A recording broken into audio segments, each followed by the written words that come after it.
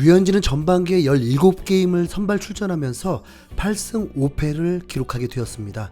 첫 경기 뉴욕 양키스와의 대결을 시작으로 텍사스와의 두 번째 경기, 그리고 다시 양키스를 만나면서 이 세 번째 경기에서 6.2이닝 무실점으로 승리 투수가 되었습니다.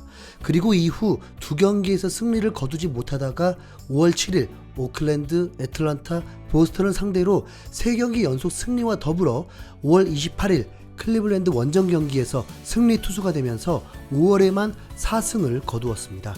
그리고 이번 시즌 가장 평균 자책점이 좋지 못했던 6월 4.88을 기록하는 동안 볼티모어를 상대로만 2승을 거두었고, 7월에 다시 볼티모어를 상대로 승리하면서 8승 중 볼티모어에게만 3승을 챙기게 되었습니다. 후반기에도 볼티모어를 3번의 시리즈로 10번을 상대하기 때문에 3승 정도는 또 추가될 수도 있겠죠? 네. 그런데 류현진을 비난하고자 하는 이들은 이런 언급을 합니다. 메이저리그 최하위급 팀에게 3승 거둔 것이 자랑이냐고 비하를 하기도 하죠. 류현진의 전반기 평균 자책점은 3.56.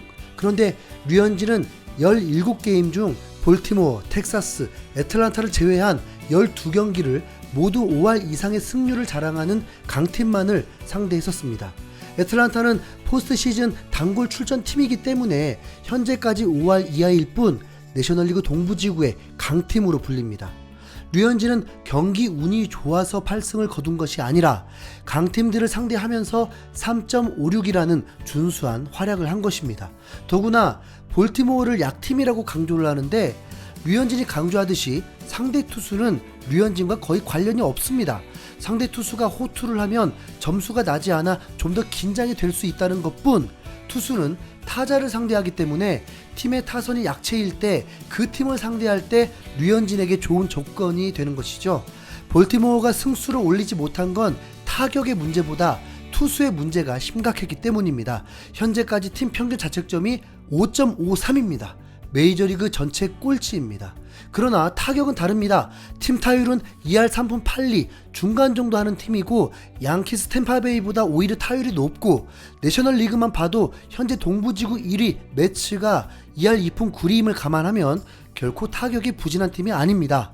거기다 볼티모어는 좌투수에게 매우 강하면서 좌투수 상대 타율이 메이저리그 1위 팀이었습니다. 이 기록들로 볼 때 어떻게 류현진이 대진 운이 좋아서 승리를 했다고 말할 수 있을까요? 류현진은 볼티모어와의 경기에서 총 5번 등판으로 4승을 거두었고 2점대 평균 자책점을 기록했습니다. 볼티모어도 메이저리그 팀 중 하나이고, 메이저리그 타자들은 어느 누구도 쉬운 타자가 없습니다. 실제로 류현진은 8승을 수확할 때 하위권 타자들에게 일경을 당하면서 어려움을 겪었고, 경기마다 하위 타순에서 고전할 때가 많았습니다. 류현진은 명실상부 에이스급 투수이기 때문에 8승을 거뒀다는 걸 강조하고 싶습니다. 이미 11승 10승으로 올린 투수 중에는 류현진보다 평균 자책점이 높으면서 승운이 좋은 선수도 있습니다. 다저스의 유리아스는 11승이나 거뒀는데 평균 자책점이 3.64이고, 시카고 컵스의 핸드릭스는 10승을 거두는 동안 3.83의 평균 자책점을 기록했습니다. 류현진은 4경기에서 호투를 펼치고도 타선의 도움을 받지 못하고 승리도 날린 적도 있었습니다. 류현진은 후반기에 새로운 각오를 다지고 있습니다. 6월에 4.88의 기록은 류현진답지 못하다고 할 수 있지만, 2019년 평균 자책점 2.32를 기록했을 때 8월에는 4경기에서 3경기를 망치면서 월 평균 자책점이 7.48을 기록하기도 했습니다. 이때 비하면 6월은 보통인 거죠. 류현진은 후반기 7월에 3경기를 출전하고 8월, 9월까지 3개월이 남아 있습니다. 이번 볼티모어 경기를 통해서 본인 스스로 근래 가장 잘 던진 경기라고 할 만큼 다시 감을 잡았기 때문에 앞으로 호투를 보여줄 확률이 매우 높습니다. 류현진이 무너진 것만 기억하는 분들이 많은데, 그럼 이 경우는 어떨까요? 오늘 메이저리그 팬들의 예상을 완전히 뒤엎는 일대 사건이 벌어졌습니다. 김하성의 소속팀 샌디에이고가 워싱턴과의 시리즈 3번째 경기에서 평균 자책점 2.65로 엄청난 활약을 보여준 다르비슈와 그보다 더 좋은 활약을 펼치면서 평균 자책점 2.10 맥스 슈어저의 빅매치가 성사가 되었습니다. 다르비쉬는 메이저리그 역사상 최소 경기 1500 탈삼진을 기록한 선수이면서 류현진보다 한 살이 많은데도 여전히 탈아시아급 구위와 구질들로 메이저리그를 호령하고 있습니다. 슈어저는 7회 올스타뿐만 아니라 사이 영상을 2번이나 받았고 37살임에도 여전히 최고의 실력을 보여주고 있습니다. 팬들은 이 경기에 주목하고 당연히 투수전이 될 줄 알았습니다.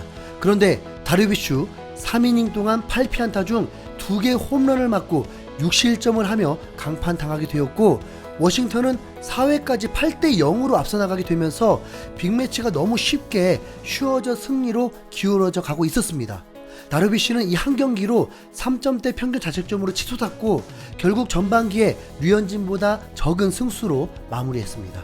그래서 당연히 워싱턴의 위닝 시리즈가 될 줄 알았습니다. 슈어저가 등판하고 8대0으로 앞섰잖아요. 류현진이 등판하고 8대0으로 앞서고 우린 당연히 그렇게 생각할 거잖아요. 그런데 슈어저는 더 비참한 상황을 겪게 됩니다. 4회를 마치지 못하고 타티스 주니어에게 홈런도 맞고 피홈런 2개 7실점을 하고 강판이 된 것입니다. 이런 결과는 그 누구도 예측할 수 없었을 것입니다. 3회까지 투구수도 적었고 완벽한 피칭을 이어가다가 4회에 타티스 주니어에게 일격을 당하면서 홈런으로 1실점을 허용했습니다. 타티스 주니어니까 그럴 수 있다 했죠. 그런데 마차도에게 몸에 맞는 볼을 던지면서 제구가 흔들리더니 어느새 말루가 되어버렸습니다. 그리고 밀어내기 볼넷까지 허용하면서 8대2가 되었습니다. 어차피 에이스이기 때문에 4회에 2실점 할 수도 있고 원아웃이기 때문에 삼진부터 병살 유도까지 에이스라면 충분히 잘 극복하는 순간들 있잖아요. 그 다다음 타석은 다르비쉬를 강판시켰기 때문에 대타 선수가 타석에 들어설 차례였습니다. 그런데 투아웃 주자 말루의 좋은 기회였는데 샌디에고 감독은 앞선 3회 때 2실점으로 부진했던 투수 카마레나를 타석에 올렸습니다. 이건 누가 봐도 감독이 8실점에 슈어저니까 경기를 포기하고 불펜을 덜 소모시키기 위한 방법으로 보이죠. 그런데 이건 말로 표현할 수 없는 일대 사건 같은 상황이 펼쳐집니다. 투 스트라이크 원볼에서 슈어저가 낮으면서도 몸쪽으로 붙인 아주 좋은 유인구를 던졌는데 투수인 카마레나가 걷어올려버리면서 말로 홈런을 쳐버린 것입니다. 이건 오타니도 치기 힘든 공이었을 텐데 페코파크 경기장이 일대 난리가 나면서 8대6까지 쫓아오게 되었고, 이렇게 되면 경기는 전혀 알 수가 없게 된 거죠. 다르비쉬 슈어저의 경기가 타격전이 되어버렸습니다. 그리고 샌디에고는 4회가 끝나지 않고 또 한 점을 보태면서 8대7이 되고 6회에도 1득점을 하면서 기어이 8대8 동점을 만들었습니다. 샌디에고는 팀 평균 자책점이 메이저리그 3위일 정도로 선발 투수도 좋고 불펜도 매우 안정적입니다. 실제로 다르비쉬 강판된 후 5회부터는 실점이 없었습니다. 경기 향방을 알 수 없으니 승리조를 투입한 거죠. 자, 그리고 여기서 잠깐 국내 팬들도 큰 관심을 가질 수 있는 상황이 왔는데 김하성이 8대8 동점 상황 8회 말 투아웃 주자 1루에서 대타로 타석에 들어섰습니다. 팬들도 기립하면서 김하성을 응원했고 기대를 모으고 있었죠. 투수가 강속구를 던지는 허드슨이었는데 하필 김하성이 빠른 볼에 약점이 심했다 보니 풀카운트까지는 잘 끌고 갔지만 결국 허무하게 아웃되면서 9회를 맞이했습니다.